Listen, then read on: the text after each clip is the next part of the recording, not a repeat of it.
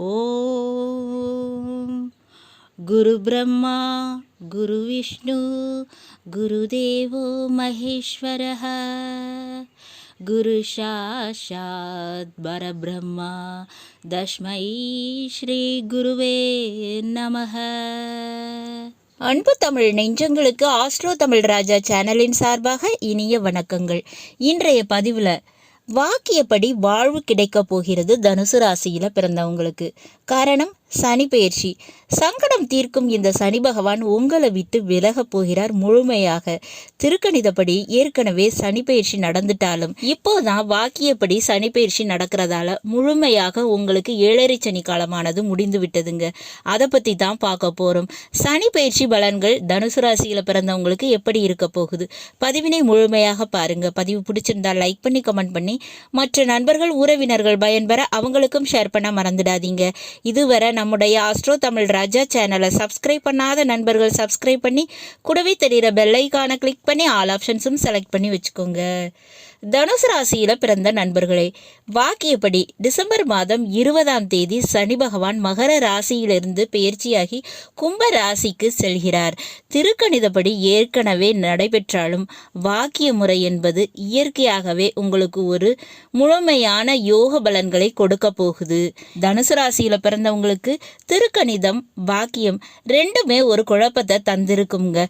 சனி பகவான் பெயர்ச்சி ஆகிட்டாரா? 7.5 சனி காலம் முடிந்து விட்டதா? முழுமையான ஒரு விடுதலை கிடைச்சிருச்சா இல்லையான்னு ஒரு குழப்பம் இருந்திருக்கும். ஆனா இப்ப அந்த குழப்பம் தீர்ந்தது. மாற்று கருத்தே இல்லைங்க. உங்களுக்கு 7.5 சனி காலமானது முடிந்து விட்டது. வாக்கியப்படியும் முடிந்து விட்டது. அதனால நீங்க நிம்மதி பெருமூச்சு தாராளமாக விட முடியும். முதல்ல மகர ராசியை விட்டு உங்களுடைய 2ஆம் வீடான தன குடும்ப வாக்குஸ்தானத்தை விட்டு விலகுகிறார். அப்ப குடும்பம் இல்லாத தனுசு ராசியில பிறந்தவங்களுக்கு குடும்பம் உருவாகும், திருமணம் நடக்கும், குழந்தை பாக்கியம் கிடைக்கும், குடும்ப பிரச்சனை சரியாயிடுங்க. வாழ்க்கை துணையோடு போராடிய ஒரு போராட்டத்துக்கு ஒரு முடிவு கிடைச்சிடுங்க. பணம் கொடுக்கல் வாங்கல்ல பணத்தை கொடுத்து விட்டு இழந்து நிற்கிறவங்களுக்கு அந்த பணமானது திரும்ப கிடைக்கும். பேச்சுக்களால வாக்குகளால ஏற்பட்ட வழக்குகள் மூலமாக ஏற்பட்ட பிரச்சனைகள் இனி தீர்வடையும். இனி உங்க வார்த்தைக்கு மதிப்பும் மரியாதையும் கூடும். சனி பகவானுடைய பார்வை பலன்கள் எப்படி இருக்கும்? இனி யோக பலன்களைத்தான் கொடுக்குங்க. 3ஆம் வீட்டுல கும்பராசியில இருக்கக்கூடிய சனி பகவான் தனது 3ஆம் பார்வையாக 5ஆம் வீடான மேஷ ராசியை பார்க்கிறாரு. அப்ப தேவையில்லாத காதல் விஷயங்கள் முறியடிக்கப்படும். அடங்காத பிள்ளைகள் கூட இனி உங்களுக்கு அடங்குவார்கள்.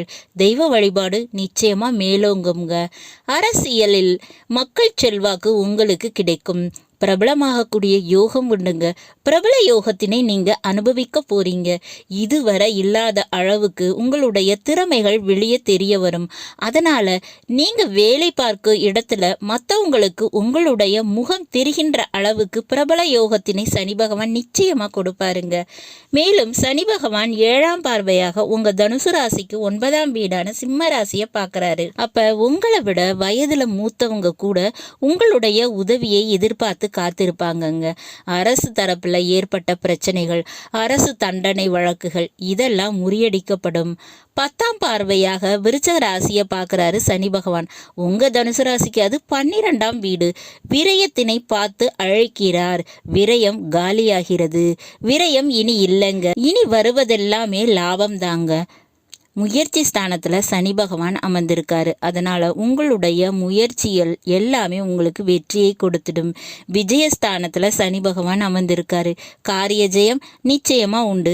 இந்த பலன்கள் அனைத்துமே இந்த சனி பகவான் அடுத்த 2.5 வருஷங்களுக்கு கும்பராசியிலிருந்து உங்களுக்கு வாரி வழங்க போகிறார்.